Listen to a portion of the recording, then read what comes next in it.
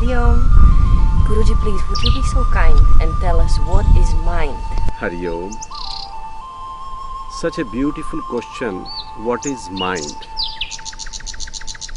I often ask this question from a very high level of intellectual class, professionals. But I could not get the right answer from most of them.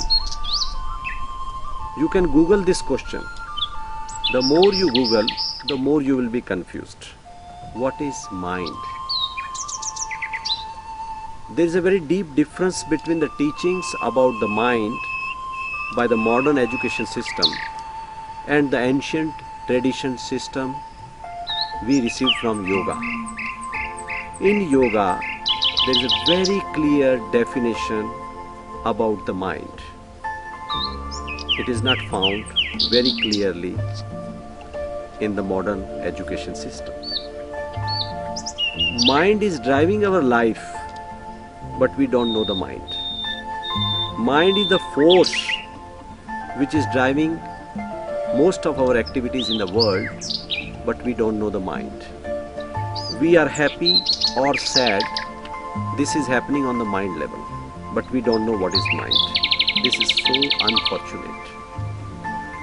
One of the best definition I found, which was given by Maharishi Patanjali.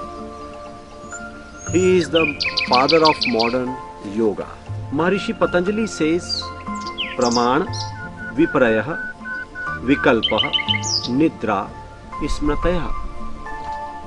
This is called mind in Sanskrit by Maharishi Patanjali.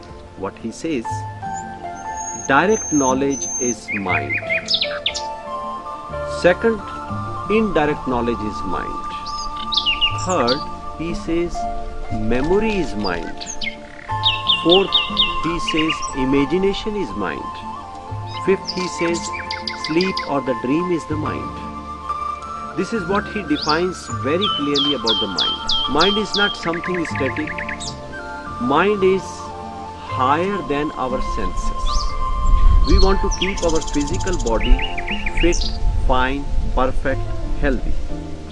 But who is the boss of mind? Who is the boss of body? Who is the boss of senses? This question is very important. This body is governed, directed, monitored by the senses. And senses are monitored, directed, governed by the mind. So the mind is the boss or the director or higher than the senses. It's a continuous process. It is our third body. Modern medical science says that we got only one body. Yoga says we got 5 bodies. The first body is the gross body. We call it Annamaya Kosha in Sanskrit. This is made out of the food. Second body is the Pranamaya Kosha, means the body made out of the Prana, the life force. This life force is left when the body is dead. Third body is known as the Manomaya Kosha, which is the mind body. This is higher than the senses. Mind is higher than the gross body. Mind is higher than the objects of the world, worldly pleasure objects. Mind is the servant or lower than intellect. We call buddhi in Sanskrit. So buddhi is higher than mind. Mind should be the servant of intellect, but it does not happen. Mind is a constant, continuous process which is modifying time to time. Sometimes it is reflected in the form of imagination. Sometimes it is in the form of sleep. Sometimes in the form of indirect knowledge. Sometimes in the form of direct knowledge. So these are the major modifications of the mind, and mind need to be understood. Once we understood the mind clearly, our life is easier.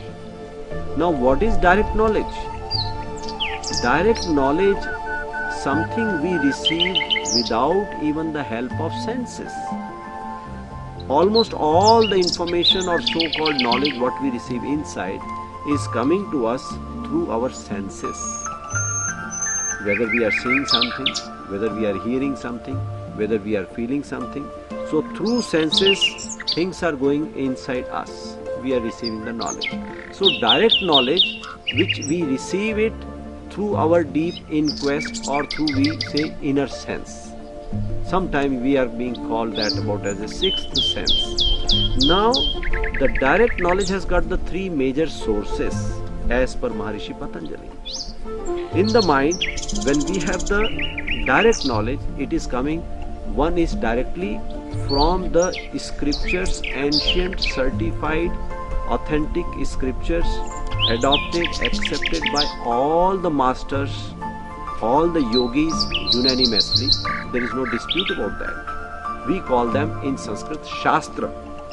Shastra are the origin, authentic documents. They say they have come to them, to the rishis, to the maharishis, when they were in direct contact with the consciousness. So those Shastras are the one of the source who receive the direct knowledge. Second source, what they say is just estimation. That we estimate. How that estimation comes up, that something is happening which has a direct correlation, and we guess. That guess is the second source. Like say, if there is a fire, then what will be the result of fire? There will be smoke. Fire has a result of smoke, so we know that fire will give the smoke. Now if we see the smoke, immediately we don't see the fire, but we can say for sure that when there is a fire, smoke, fire is there. So this is the guess, what we, from the perception, direct perception, we say it. Then the third thing, the third source of direct knowledge is the masters, the gurus, the rishis, maharishis. They are the source of direct knowledge, who have already mastered, or who are realized, or who are born beyond mind. So they are the major source of giving us the direct knowledge, which is one of the most important modifications of our mind. Then the second modification, they say, is the indirect knowledge. Indirect knowledge sometimes is called as false knowledge, which has no basis, which may be wrong, which may be incorrect, which may be incomplete, which is coming via. For example, somebody comes and tells bad thing about the third person. We are very happy to listen to the bad things about the third person. We will never ask the credibility or credential of the person, or the authenticity of the person who is talking bad about the third person. We start believing. Now that belief, that information is going deep inside, and now it becomes the part of our mind. It becomes mind. Now that is going deep as a indirect knowledge with you. Now you keep on storing those indirect knowledges with you, and those are not going to help you in the life, in the way you can live a blissful life. Sometimes indirect knowledge may give us a temporary happiness, but it is not the right way to live the life. Then the important modification comes up, imagination. Now imagination, which has no basis other than the words. You keep on making something, the castles, but without bricks, without space, without any reality. Whatever is happening, whatever is there, it is without reality, it is just in the air. That we call it imagination. Then next thing comes up, the dreams, or in the sleep what is happening. So what is dream? Which has no again the basis other than only a world which is created without any authentic or real things behind it. That we call it dream. Dream can be in the daytime, dream can be in the night. When we are sleeping, we are living mostly our life like a new world is created, which has nothing impractical. During the dreams, we are not in our physical body, we are not in our senses, but it is something created entirely is the mind. Mind is the dream, dream is the mind. There is no reality. That's why when we get up, when this physical body gets up, it comes out from the bed, that dream disappears. That entire world which was created by the mind also disappears. Then we come to the reality. Then the last but most important modification is the memory. What is memory? Memory is nothing but the collection of all the experiences so far in our life. Whatever happened in our life, whatever we experience right from childhood till date, it goes into our system as a mind. Mind is memory, memory is mind. Even a concept of time, time is also memory, memory or time is mind, mind is time. This is what we experience in our whole system.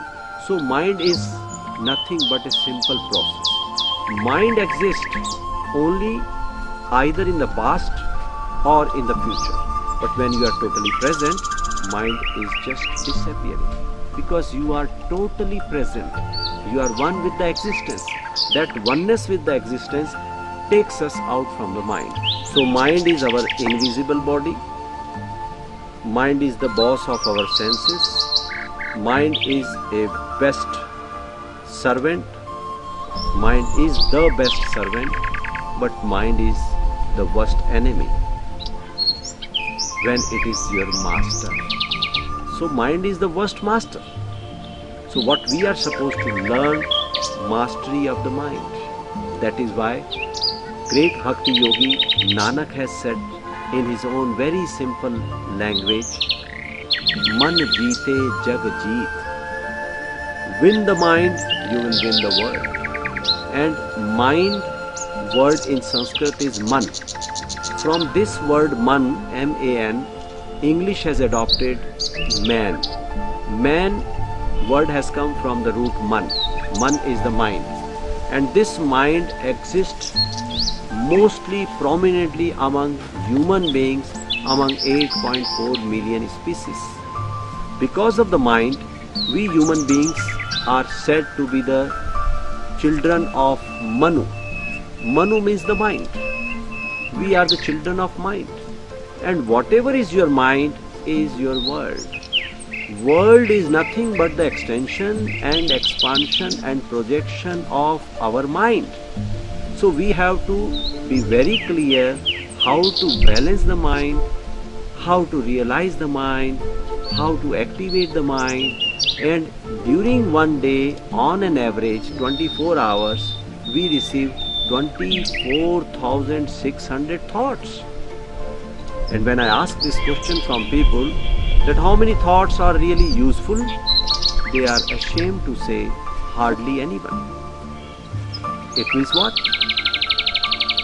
Almost 24,000 thoughts, if they are useless, if they are garbage, if they are trash, what does it mean? Our life is trash. We don't know how to understand the mind. We don't know how to realize the mind, how to balance the mind, how to get rid of these useless trash from our life. So yoga has got beautiful answer. Meditation has got beautiful answer. We need to understand that how we can go beyond the mind in meditation. So whatever we are teaching in meditation, one need to understand. So Chid Shakti, Jagran Prakriya, consciousness power awakening technique. It's a great help to master the mind. And once you master the mind, you win the mind, you are the winner in the world, you are the winner of life. Thank you very much.